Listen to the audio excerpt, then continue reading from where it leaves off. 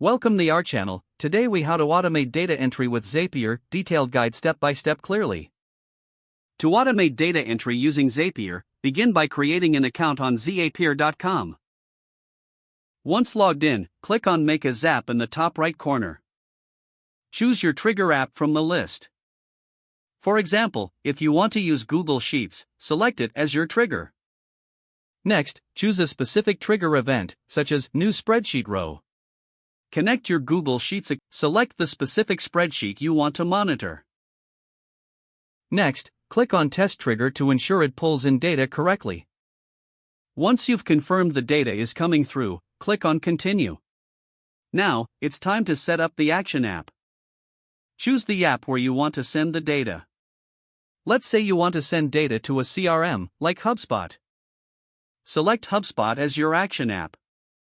Then, choose the action event that matches your goal, such as Create Contact. Connect your HubSpot account by following the prompts. Now, map the data fields from the Google Sheets trigger to the HubSpot action. For instance, match the email column from the sheet to the email field in HubSpot. Make sure all required fields in HubSpot are filled correctly.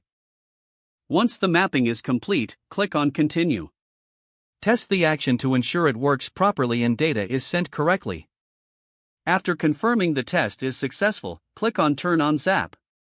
You can manage all your zaps from the dashboard for easy access. Feel free to customize further by adding filters or paths to enhance functionality. This way, you ensure you only transfer data that meets specific criteria. Now sit back and enjoy the time savings from reduced manual data entry. With Zapier's automation, your workflows will become more efficient. If the page does not load, refresh the browser or try again in a private or incognito window. Make sure you are using the correct email address, then retype it carefully to avoid small typos.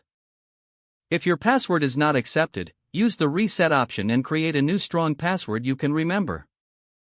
Check your spam folder for verification or security emails, then complete any requested confirmation steps. Enable two-factor authentication if available to improve account security and reduce unauthorized access risk.